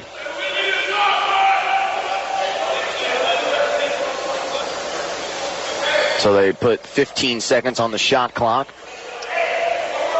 And they put an extra, I believe, 5 seconds on the game clock as well. Or we're still waiting for that, taking off 5 seconds. Couldn't quite hear what the official said. There we go. Just going to let it run down a little bit. So they run the game clock down 5 seconds. So it's 11:13 on the shot, or on the game clock, and 15 on the shot clock as they throw it into David Miller. And it seemed like everybody was confused, but the officials were right on top of things. Maul with it, gets a screen from Miller as he feeds Matthew down low, driving baseline, and Powell is almost there for a block, but instead just a tad bit too late, and it's back to a 4-point lead for the Cougars. Tyler now with it, gets a screen from Powell, looking for Johnson in the right side corner. No. Said he'll back it out with 20 seconds on the shot clock. Tyler thought about a three. No. Working on David Miller, trying to feed Latham Jr. in the corner for three. Latham drives baseline. Up and under he goes, and he makes it in through contact there. Kind of an interesting no call there. Again, Cougars wanted to travel coming the other way. Lep wanted a foul going against the Cougars. Neither one of them were called as Matthews could not hit. Rebounded by Powell. No look pass from Tyler to Johnson. Johnson takes the mid-range jumper. No good. Crumbles almost there for a jump ball, but it's into the hands of Maul. Maul now to Johnson. Johnson trying to feed the big man David Miller down low. He could not. Johnson was almost there for a steal, reading it all the way as they feed Matthews now on the left corner. Maul at the top of the key, gets a screen, goes to the right side of it. Now to Matthews. He thought about driving baseline, but he's met there by Latham and Crumble. Picks up his dribble, finds Chandler White. He drives in, puts up a foul, or draws a foul, and they're going to call a blocking foul going against Montez Crumble, who was well outside the restricted area, but just did not get there in time. And no argument there from Montez as he tried to slide in there just a hair too late. That's all. That's his third, team's fifth. Here in this one, as again, the two dangerous shooters here for the Cougars, I should say three anyway, are all going to check back into the ball game for Johnson, Miller, and Maul, as it's Compton, Lautenheiser, and Hollowell coming back into the ball game here for St. Francis. And J.J. Turner checked into the ball game as well. He came in to get Montez Crumble, as White's free throw is good. So make it now a 4-point lead, 56-52 with 9:45 left to play here in Fort Wayne, Indiana. Johnson with it now at the top of the key, trying to drive into the paint. He does turn around hook, and he can't get it to go, just a tad too strong. Hollowell pulls down the rebound, kind of threw some elbows there. Going to have to be careful as it was awfully quick. Now White now driving in, puts one up off the glass, can't get it to go. Hollowell tip back, no. Turner pulls down the board. A baseball pass outlet to Tyler. Tyler with a 1-on-2 fast break, puts it up off the glass and gets it to go through contact. No foul was called. Coach Pat Lepper saying, let's go to his team out on the floor. He's fired up. He wants to stop right here. Lynx trail by 2, 56-54, 9 minutes left to play. We'll see if they can get a stop for their head coach. Trayvon Tyler now on Compton. Compton goes to the corner now for Hollowell. He feeds White down low, who's working on Julian Powell. He's double-teamed by Turner. Backdoor pass to Compton, who was running the lane, and he put it up and in for 2. And something the Lynx were not expecting there in this one, as Compton just drove in through the lane as the double team was right there, as White found him perfectly. Back to a 4-point lead now, as now Latham Jr. with a jumper from the mid-range at the top of the key, and he'll bury one home. 58-56 now. Back to a 2-point lead. Here comes the Cougars the other way. Lautenheiser over to Matthews. Matthews working on Latham. He's trying to drive in, puts up a floater. No, off the front of the rim and out. Latham trying to feed Tyler. He does somehow, as Hollowell was reading now and almost came down with it as a baseball pass from Latham, but it's going to be stolen away by Lautenheiser as he draws contact. And on the way up, and they're going to say the foul was on the floor on L.J. Johnson with the block, they say. So that's his first. Team 6. So they will say it's on the floor, so stay right here. Both teams now with 6 team fouls here in this one, as Lautenheiser set to the bounce pass one in to White. 8 minutes left to play. Compton now drives in left side lane, puts up a floater, can't get it to go, but will draw contact as he now will go to the line.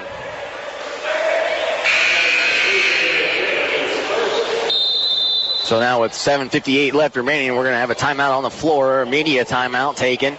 We'll stay right here as well. 58-56 with 8 minutes left to play in this one. We have a good one, ladies and gentlemen. This one's going to come down to the wire here as both teams battling back and forth in this one. However, though, I have to say that this St. Francis teams, they're very scrappy. That they're not going to go away quietly here in this one. And just when you think the Lynx have the momentum, they do something along the lines to where they kind of crawl their way back into this one, like we said with Compton, with White being double teamed down low and then Compton running into the floor. Somebody has to be open when they're double teamed right there, and that's kind of the break the Lynx are getting right there. Again, Lev wanted to stop. They're not really getting stops per se, kind of fouling them, but the Lynx making everything back on the other end. So it's going to be interesting down the stretch here for the Lynx, as again, one thing I kind of want to see more of from Coach Leb's squad here in this one, as they have a big mismatch down low. Julian Powell and even J.J. Turner at times as well has a definite mismatch. Powell sometimes is going up against Compton, who, now I'm not saying he's a bad defender by all means, but Compton only listed at 6 foot, while Julian Powell, I mean, we all know that Powell is well over 6'7", actually listed at 6'9", but you'd think that you'd be able to back him down. So far, not been able to. 58-56, though, is our score. Compton at the line for 2 shots, as the first one drops for him there. L.J. Johnson courteous enough to go get the rebound there for the official. Second one in as well, wasting no time, as Compton's going to get Trayvon Tyler, and Lautenheiser's going to get Latham. Interesting move there, as Johnson's going to run the point for the Lynx. He drives in right side lane, kicks it out to Tyler in the corner. He thought about a 3, no, backs his man down like we were wanting, and he can't get it to go. Gets his own miss, though, puts it up, back up and in, right over Compton. So Trayvon Tyler more so, as now it kind of had some hesitation getting the ball in. Tyler was standing right next to it. Didn't want to touch it, though. Already had one delay of game. The bench was telling him, don't touch it, and Tyler said, hey, I'm not going to. As here comes the Cougars back the other way. Compton with it now in the corner, trying to feed Miller down low. He's already double teamed, so it's not there. They find Hollowell at the top of the key. He thought about a 3, or driving in left side lane. Instead, kicks it out to Miller. Miller this time from downtown. No. Offensive rebound goes to Matthews for the Cougars. He's trying to work in on L.J. Johnson, but he'll back it out and set up the offense here. 60-58 is our score. Lynx trail by 2 with 7 minutes left to play. Hollowell now over to Compton. He gets a screen from Hollowell. He's driving into the lane, trying to put up a floater. I believe that's blocked, though, by Powell. Powell outlet to Tyler. Now to Johnson. Running in transition are the Lynx.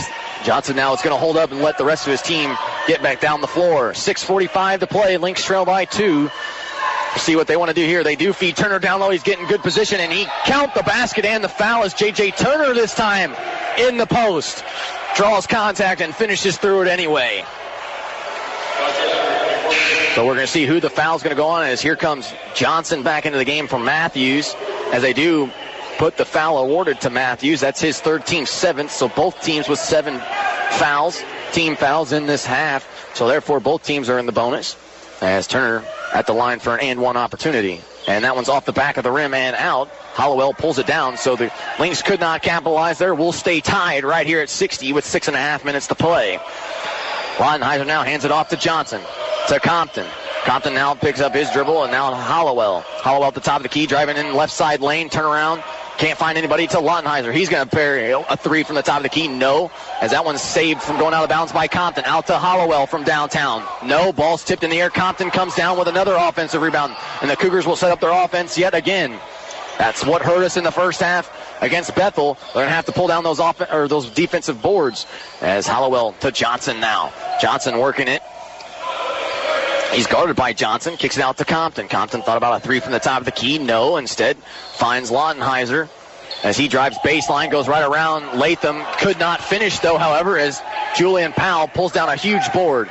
As it looked like Lep wanted to take a timeout. Instead, he's going to, and no, now he is going to take a timeout. It's Trayvon Tyler now, and Lep's not happy there. Back-to-back offensive rebounds for the Cougars. And luckily, they did not capitalize on the third try. But, again, if you're Coach Lep, that's what beat you in the first game by letting Bethel kind of keep the offensive possession alive by getting 2 or 3 offensive rebounds. You just saw it with the Cougars right there in that one. So, again, the Lynx are going to have to do something down low. Like we talked about, we just talked about down low. I wanted to see them work the post a little more because, I mean, the Lynx are more physical, have been more physical, they're more athletic, and their size differential is through the roof compared to St. Francis here in this one. But, however, though, St. Francis, they have smart players. They have a great basketball IQ. They have a sense of awareness on the court, and that's how they stay in this ball game. I mean, you're seeing Compton, you're seeing Lottenheiser. I mean, even David Miller, he's kind of trying to bang with the big boys down low at times as well. And then you have Hollowell, who can just catch and shoot from basically anywhere behind the perimeter and pretty much make anything on command pretty much. So the Lynx are going to have to be careful. They're going to have to try to shut these guys down. But the easiest way for them to do is just start making them get into some foul trouble. Everybody on the floor for Lincoln only has 1 foul. That's L.J. Johnson. That's Trayvon Tyler. That's J.J. Turner, Darnell Latham Jr., and Julian Powell. They only have 1 foul apiece. So the Lynx are good, not in foul trouble. But, however, though, for St. Francis, though, you have 3 guys on the floor right now with 3 or more fouls. And that is Hollowell. David Miller's one of them as Johnson comes out for the inbound on screen, catch and shoot, no good from mid-range. And also number 11, Lottenheiser has 3 as well, one of them being a technical foul. Compton now with it, picks up his dribble at the top of the key, goes to Hollowell. Hollowell trying to feed Miller down low. He's thought about driving baseline, trying to feed Lottenheiser down low. Spins right around L.J. Johnson. And they're going to say, and I just read the lips of their assistant coach. They're saying that's there every time. We'll see if the Lynx can kind of see that coming back down the floor. As Johnson trying to drive in, takes a mid-range jumper, and that one gets it to go over Compton. Good defense, though, by the St. Francis. Just a better shot by L.J. Johnson, as Johnson now has 6 here in the ball game. Compton bringing up the floor here for the Lynx. We're at 4:45 of the play. Ball's loose on the floor. Compton comes back up with it, though. So he's trying to go right around Tyler, and now we're going to have a foul going against Trayvon Tyler, as Tyler kind of slipped there a little bit, and Compton made his move to cut back to the right when Tyler slipped. It was kind of perfect timing on that part. Wasn't necessarily a crossover. Tyler, again, just slipped on the floor, but then kind of held him a little bit as Compton saw that, trying to go right around him to the rack. That's going to allow him for a 1-and-1 opportunity, as the first one drops for him. And that's only Tyler's 2nd foul and team's 8th here in the half, as Chandler White will check back in for he'll get Johnson.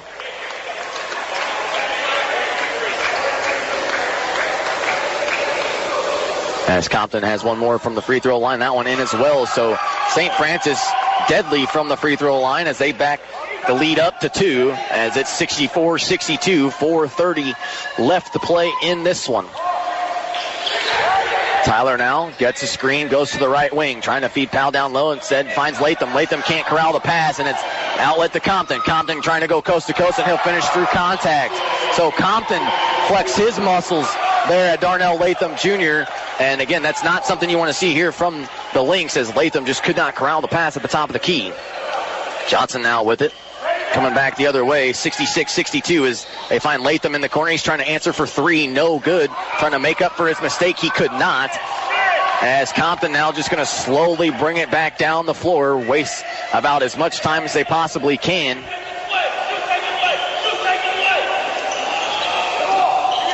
So now they find Miller. Miller throws it right into the hands of Latham Jr. He's going to go right through the contact and draw a foul there on Miller, who's got 3 already, so he's going to pick up number 4 right there.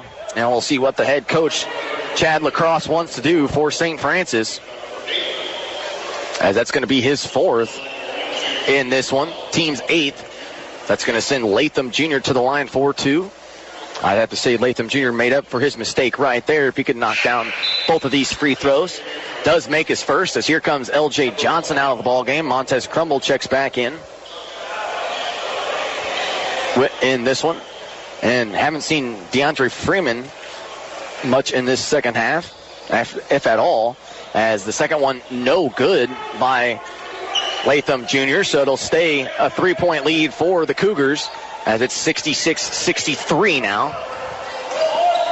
3:30 left to play as White now trying to drive in baseline. He's triple teamed. Kicks it back out to Hollowell over to Compton. Back down low to White, but Tyler read it all the way. Here come the Lynx back the other way. 3-on-3 fast break as Tyler is now going to be, they're going to say he was stepped out of bounds. Compton looked like he kind of bodied him a little bit, but no foul was called, as they're going to give the ball right back after that turnover by Lincoln here in this one. Some full court pressure now by the Lynx, as once they inbound at the Compton, they're just going to back off and set up their defense. So Lottenheiser and Compton now just kind of playing some catch, bringing it up the floor. Compton now with it, 66-63, 3 minutes to play here at the University of St. Francis in Fort Wayne. White now give and go with Compton, kicks it out to Lottenheiser, takes a step back 3, and he cannot hit as he fooled Tyler, but an offensive rebound goes to Compton. Compton now left wide open for 3 at the top of the key. No, offensive rebound yet again by White. He puts it up and in, so third time's a charm for the Cougars, and that's what hurt us in the Bethel game. Same thing happening here, as the Lynx got to get an offensive rebound to have a chance. 68-63 as Latham from the top of the key thought about a 3, now finds Tyler. Tyler drives baseline, puts one up off the glass, and gets it to go. And now Coach Lepp is going to take a timeout here. He's got 5 remaining, actually now 4 after this timeout. We're going to take a quick break right here, 68-65. We'll be back in 30 seconds. Don't go anywhere. You're listening to Lincoln College basketball right here on 89X. Adopting a new pet is a rewarding experience. And Shelter Pets makes super pets. Your new best friend will steal your heart, bring you happiness, and enrich your life for years to come. You can make a difference in the life of an animal. Adopt and bring home a shelter pet today. To find out more, visit theshelterpetproject.org. This message has been brought to you by the Humane Society of the United States, Maddie's Fund, and the Ad Council. We're back at the University of St. Francis, where we have a good one in store for us. 3-point lead for the University of St. Francis, as they will have the basketball coming out of the timeout taken by Coach Lepp. Both teams are at 18 fouls and in the bonus. 68-65. 2:20 left to play. Compton and the Cougars have the basketball and the lead. Compton feeds White down low, trying to back down Powell. He kicks it out to Lottenheiser. He drives into the lane, puts up a floater over Powell. He can't get it to go. Powell jumped too soon, and Johnson comes down with the rebound. Hollowell now with it, guarded very closely by Trayvon Tyler, and he kicks it back out to Compton. Compton has Powell on him now. Back over to Lottenheiser on the left wing. He'll hand it off to Hollowell. Hollowell back out to Compton at the top of the key. They got 13 on the shot clock. Minute 48 left to play. Compton trying to drive into the lane. Puts a very close floater up. No good as Turner tries to get the rebound, but is going to draw a foul on Chandler White, as there was another late call as Turner just kind of got manhandled down low. Chandler White kind of jumped right over on his back trying to get that ball. And that's going to send Turner to the line for a 1-and-1 opportunity, and that's White's third foul, team's 9th here in this one. And Turner at the line for a 1-and-1. Turner's free throw is in. He's got one more free throw awarded now since he made that one. As now here comes Tyler into the paint. Turner's second free throw, that one halfway down and out, but could not get it to go. So it's a 2-point lead, 68-66, a minute 35 left to play, and now St. Francis wants to talk things over here as well. So again, we'll stay right here, but again, this is a great ball game, folks. As again, 2-point lead for St. Francis here in this one, as it's going to come down to the wire.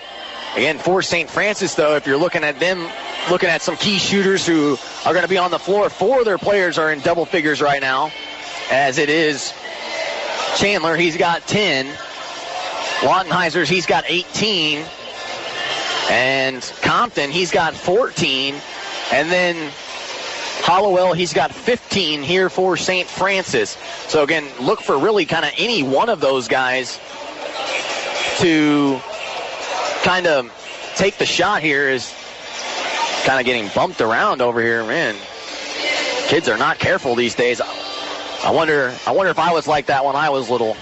We're just running around carelessly, not thinking of anybody, but just trying to go get, something from the concession stand. I'm sure I was. But again, however, though, going to have to stop those guys. Going to have to be careful. Again, nobody really in foul trouble on the floor for St. Francis. A couple of them have 3, but that's about it. However, though, for your Lynx, Trayvon Tyler having himself a second half here in this one, as he's got 22, followed by Latham Jr. He's got 17. Powell's got 12. And then everybody else kind of filing their way in here. Turner, he's got 5, who's on the floor, and also Montez Crumble, who's playing with 3 fouls. He's got 4. So they will throw it in. Minute 30 to play. Lynx trail by 2 to the host team in the University of St. Francis, the number 16 team in the country. They have them on the ropes right here. Again, led by 3 in the first half, as Compton now trying to drive in, makes one man miss, kicks it out to Lautenheiser. Over to Johnson at the top of the key. He's driving in, but he's going to be called for a traveling violation right there. Haven't seen much go against St. Francis here in this one, but that one was a good call. Johnson a little too quick there at the top of the key. Now we have a substitution coming back in. Crumble and Johnson probably going to trade offense for defense here in this one, as Johnson has 6 here in the ball game. So they will throw it in. Latham Jr. going to run the point here. We're at a minute 10 to play. Lynx trail by 2. Tyler now with it, trying to drive in, makes one man miss, takes a step back jumper, can't get that one to go, as Compton pulls down the rebound for the Cougars, and now they're going to call a foul going against LJ Johnson, who is just trying to, I guess they call a block on the baseline, 90 feet away from the basket. Not something Coach Lett can be happy about, as it was not much of a contact there, but, and you know how it goes in these last couple minutes here. The intensity is 10 times more than what it was about 5 minutes ago. So kind of even for the officials, as he does miss the free throw on the 1-on-1 attempt. Latham Jr. got hit in the face. Johnson pulls down the board as he loses control of it, trying to go coast to coast. Hollowell pulls it back, and here comes the Cougars back the other way. 68-66, 45 seconds left to play. Nobody's fouling here. The Lynx need a stop. See what they do. Compton with it. He's to the left wing. Looks for a screen by White. He goes to the right of it, drives baseline. No look past to Lautenheiser on the right wing for 3. Yes! As Lautenheiser buries a 3 right here in this one. 71-66. 29 seconds to go. Johnson trying to put up a floater. Can't. No. Tip back by Powell. No. Gets his own miss, though. Tips it back into the hands of Turner. Now ball's loose on the floor, and Johnson comes up with it. Outlet now to Hollowell, to Lautenheiser. He'll lay it up and in, and count it yet more. Latham Jr. did not want to foul. 73-66, 14.9 seconds to go in the shot clock, or the game clock did not start for some reason. And now we're going to have to set it back up once again, and that kind of got the crowd going here. Lautenheiser with 5 points in the last 2 possessions, 1 3, and then 1 2-pointer on the fast break opportunity. Kind of almost sealed the deal here for St. Francis. See how much time they want to put back on the clock. I believe it was like 14.9 is what they started with. Now they're going to say 11.2. Clock didn't start even though it got halfway down the floor. Interesting choice there. They actually went down instead of up. The clock did not actually start at all. I thought they just put 14 seconds back on the clock. Instead, they say that they took about 3 seconds off the clock after that. So interesting moves there as Latham drives in, throws up a shot, can't get it to go. No foul was called. It goes over the backboard. And I believe that one's just going to be about it. Crummell goes back into the scores table. 73-66, 6.4 seconds left to go. And I think that one is going to do it. As here comes the crew back for a full court press. As Chandler White set to inbound. They throw it into Lautenheiser, but it's almost stolen away by Crummell. Now Lautenheiser will have it. Just trying to dribble around here a little bit. As now with 1.7 seconds left to go, that one's going to do it. That's going to send Lautenheiser to the line for 2 shots. And either way, and again, Compton, though, I know he's ecstatic about his win, but going to have to be careful with the things he's saying it's too easy on the floor. Again, this was not a ball game. St. Francis, again, I don't understand how it was too easy. They didn't win till the very end. I know that's the play of sportsmanship here in this one. But, again, you're just going to have to be careful. We saw a tee earlier in the ball game due to some chirping earlier. As second one in as well, so 1 of 2 from the line. That's kind of going to do it, though. 74-66. Tyler's just going to have to throw up a prayer, and that is it. So that's going to be the final score. 74-66 is the final here in this one as the Lynx lose both of them here in the Northern Lakes Insurance Classic, as they were both great games, but the hometown team, the University of St. Francis, came away with the W here in this one. Again, it was close throughout the entire ball game. Again, St. Francis was definitely on the ropes. I don't care what Compton or anybody says from St. Francis. This was a great ball game, and the Lynx had their moments and opportunities to shine bright and kind of pull off an upset, but again, just could not get the job done here today. Kind of fell there at the end, giving it up down the stretch. However, though, your Lynx will fall to 4-4 now on the season. Again, leading the way for the Lynx is going to be number 2, as usual, Trayvon Tyler. He had 22 in this ballgame, followed by Darnell Latham Jr., who had 17. Julian Powell had 12 in the ballgame. Also leading the way there for, again, St. Francis ended up being Lautenheiser, who had 24 on the night. Compton had 14. Again, Chandler White had 10, and Hollowell had 15. He had 12 of those in the first half. That's going to do it all here for us. Again, hopefully the Lynx can capitalize when we get back. Again, that was only 3 of our 6 road game stretch here, so we're halfway through this road trip. And hopefully we can get back home to the Jack D. Nutt Arena soon, because the Lynx are going to kind of need a regroup and a pick-me-up here after this long road trip here.